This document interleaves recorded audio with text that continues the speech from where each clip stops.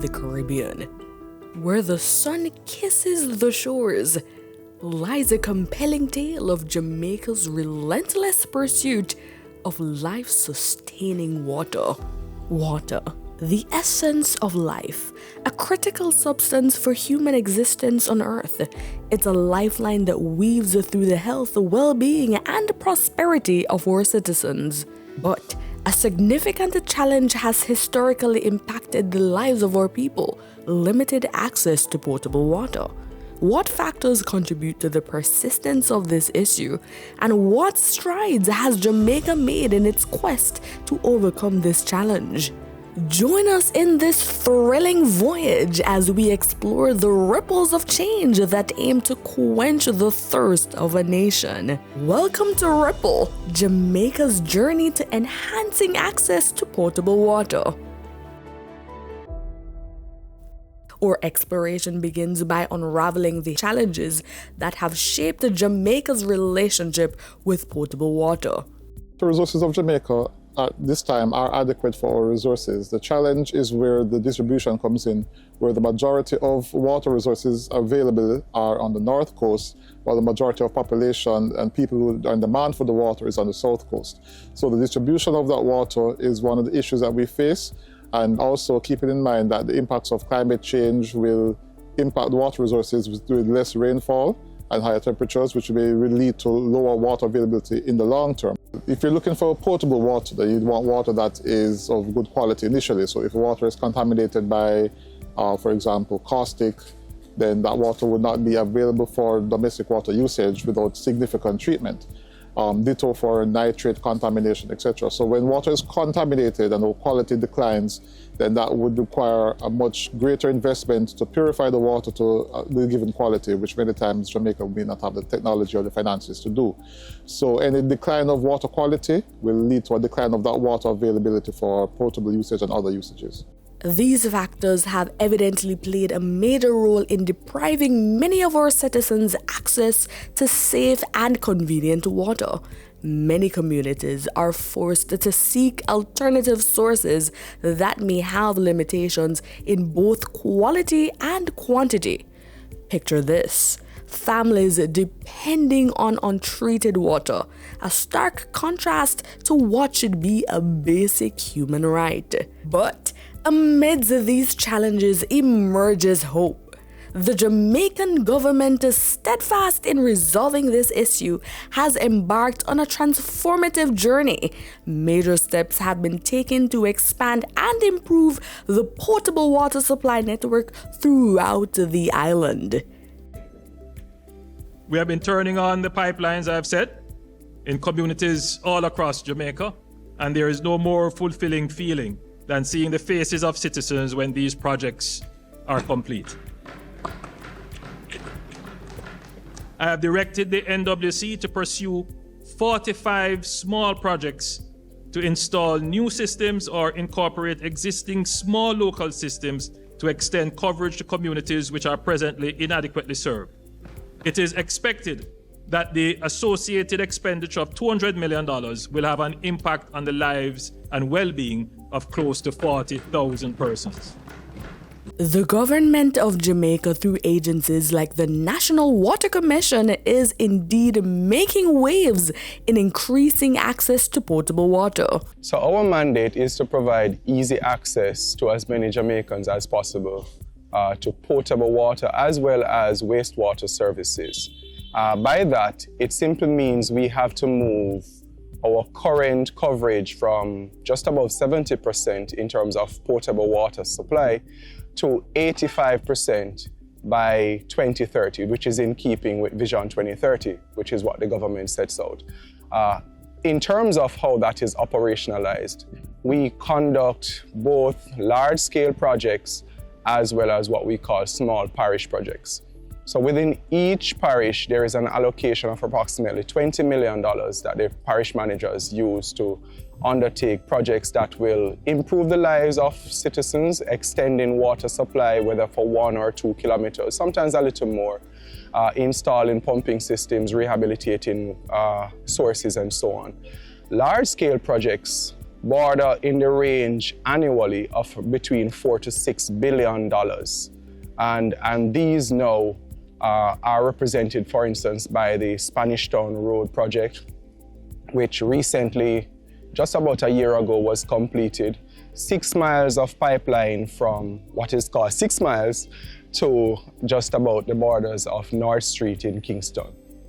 Other projects over the last few years would mean, for instance, the extension of the NWC transmission main from Luana in St. Elizabeth out to middle quarters.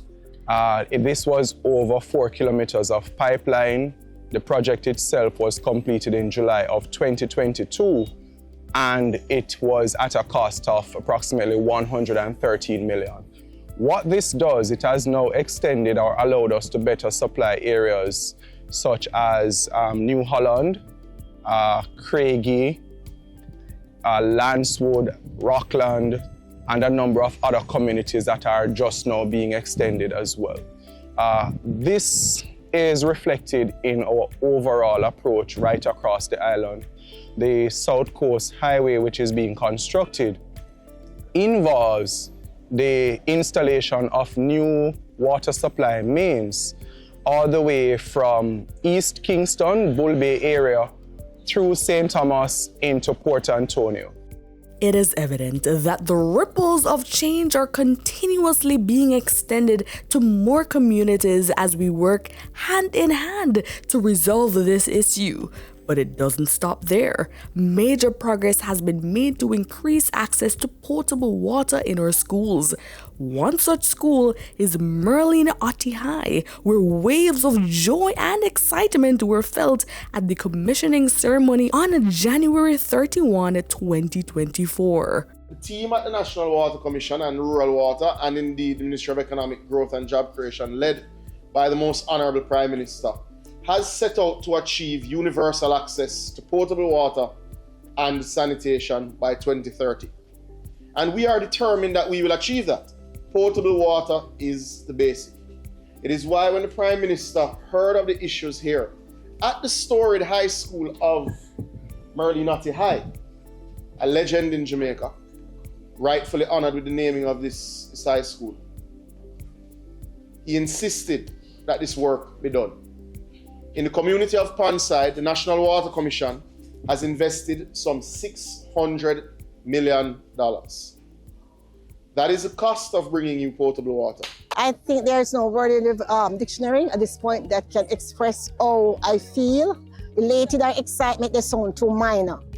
It has been a challenge for us and for the students because I cannot even whisper it because of social media to say we have been using the tanks, we have been purchasing water, and there are times when we are expecting the water to be delivered and they have challenges getting the water here. And I'm so excited, the students are excited, the teachers are excited. It has been over 3 decades, right? So it took time, it took some time, but it is the right time. So for me, to know that we're getting back water over 30 odd years now, I'm so happy because it has been so difficult for us to get water in the bathroom, especially at the fountains, to get water to drink. And I'm so happy for knowing that Merlin Otti is getting back water. I feel really excited. I am just overjoyed to know that we finally have running water in our bathrooms and stuff like that, because normally, you know, we have to lift the bucket to like flush the toilets and stuff like that. Sometimes we see the water truck coming in and stuff like that. So I feel really good and really happy that we're getting the water now after 30 years. Well, 30 and over years we're getting water now. So I really feel happy. Even though, yes, they provide water for us, but that's, because sometimes accident can happen in the bathroom when the water is on the ground and we don't know, right?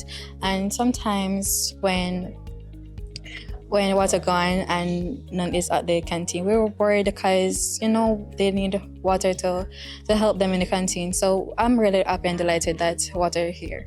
As we navigate the journey of development, Jamaica's commitment to securing a future enriched by the life-giving flow of water is not just a testament to our resilience, but a source of collective pride. The ripples of change steered by the Ministry of Economic Growth and Job Creation and its dedicated agencies, echoing the transformed lives and flourishing communities across our island.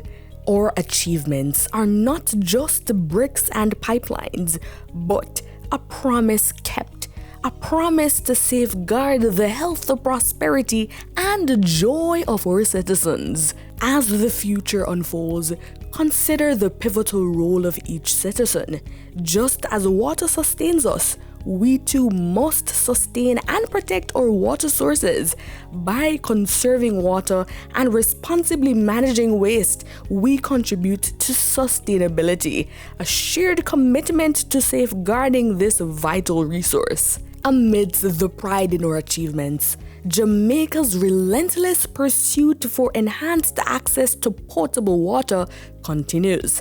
The ripple extends its reach, touching more lives, more communities, and heralding a future where no one is left behind.